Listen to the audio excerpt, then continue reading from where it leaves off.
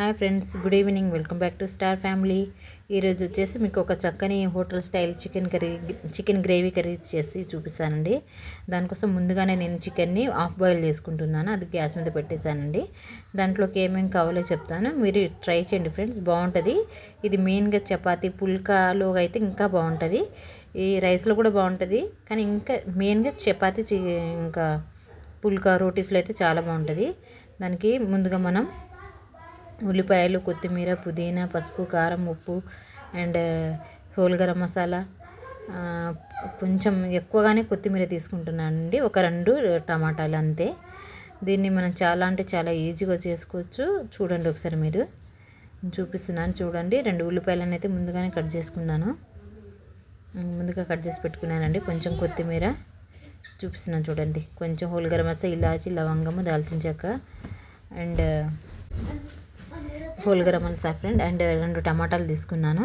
And కొంచెం కొత్తిమీర కొంచెం పుదీనా అండ్ కొంచెం కరివేపాకు, కూరకు సరిపడినంత కారము, కొంచెం ఒక చిటికెడు పసుపు. అండ్ ఫస్ట్ నేనేం చేశానంటే ఒక పెద్ద ప్యాన్ తీసుకున్నానండి. దాంట్లో కొంచెం ఆయిల్ తీసేసుకున్నాను. ఆ ప్యాన్ హీట్ ఎక్కగానే ఒక 2-3 టేబుల్ స్పూన్ తీసుకున్నానండి ఆయిల్. ఈ ఆయిల్ని ఫస్ట్ మనం ఈ హోల్ గరం మసాలా ఉంది కండి, ఇలాచి, లవంగం చెక్క, ఇవన్నీ దాంట్లో వేసుకోవాలండి. తర్వాత పుదీనా అండ్ కరివేపాకు చేస్తున్నాను. అది చిటుపట్లు ఆడుతుందని చాలా దూరం నుంచి చేస్తున్నాను ఫ్రెండ్స్. ఇప్పుడు ఉల్లిగడ్డలు కూడా వేసేస్తున్నాను అండి. ఇలా సన్నగా తరుక్కోవాలండి, తొందరగా మగ్గడానికి, అంతే, ఇంకేం లేదు. అన్ని ఉల్లిపాయలు వేసేస్తున్నాను చూడండి. ఈ ఉల్లిపాయలు మగ్గాలండి. ఎలా అంటే లైట్ బ్రౌన్ కలర్ వచ్చేదాకా మగ్గాలి. ఒకసారి తిప్పేసుకుందాం ఫ్రెండ్స్. చూడండి, ఇలా తిప్పుకోవాలి. మీ అందరికీ తెలుసు, కానీ ఇది ఒకసారి ఇలా ట్రై చేసి చూడండి. చాలా అంటే చాలా బాగుంటుంది, మీకు నచ్చుతుంది ఫ్రెండ్స్, తప్పకుండా నచ్చుతుంది. చూడండి ఒకసారి నా స్టైల్లో. ఇది హోటల్లో ఇలాగే చేస్తారండి, ఆల్మోస్ట్ అంటే పక్కా ఇలాగే చేస్తారు. చూడండి, ఇలా వేపుకోవాలండి.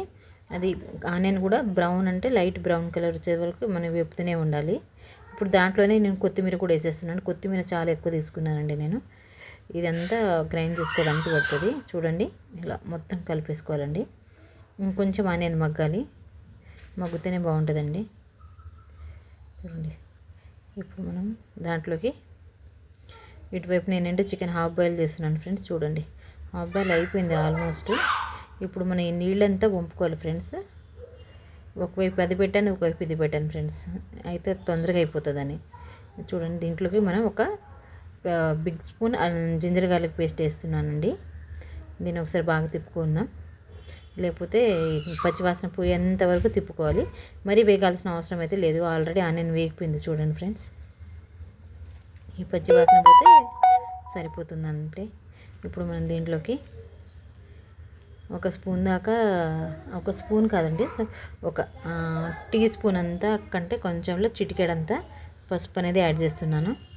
దీన్ని ఒకసారి తిప్పేసుకుందాం.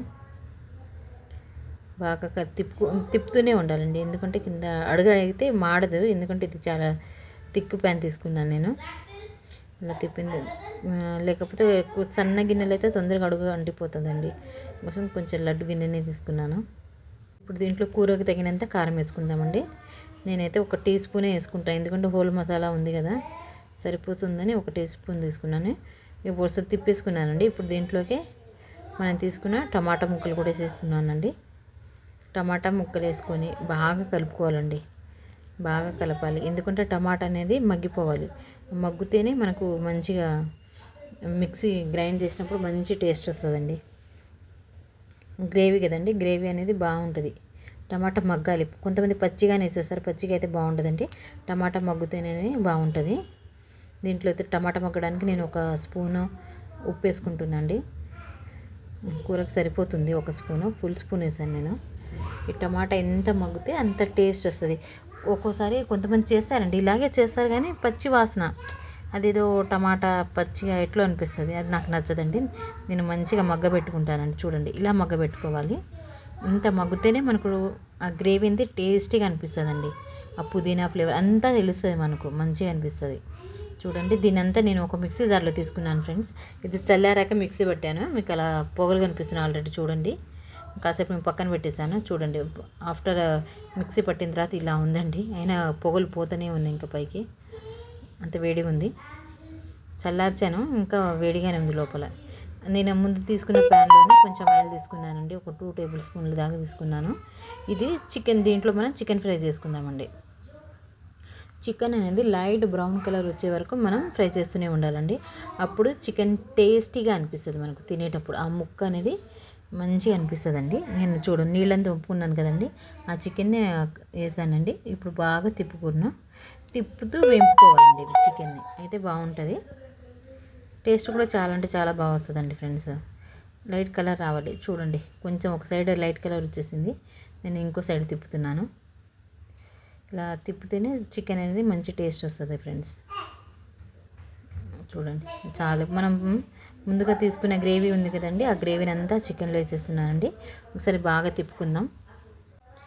ఈ గ్రేవీని మొత్తం కొంచెం తిప్పేసుకొని, కొంచెం జార్లో కూడా కొంచెం ఉండిపోయిందండి, దాంట్లో నేను కొంచెం వాటర్ వేసి అది కూడా కలిపానండి.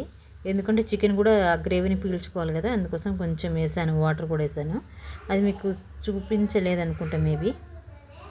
ఒకసారి బాగా కలుపుకుంటున్నాను చూడండి. ఒక చేతిలో ఫోను, ఒక చేతిలో గంట అయితే కుదరట్లేదు పట్టుకోవడానికి కూడా, అలా ట్రై చేస్తున్నాను అంతే. కొంచెం వాటర్ కూడా వేసానండి, అది కడిగేసి వాటర్ వేసాను. దీన్ని మనం ఒక 10 మినిట్స్ హై ఫ్లేమ్లో కుక్ చేసుకోవాలండి. హై ఫ్లేమ్లో కుక్ చేసుకుందాం. నేను దీంట్లో ఏమి వేయట్లేదు ఫ్రెండ్స్. ఒక 10 మినిట్స్ తర్వాత చూడండి ఇలా వచ్చింది.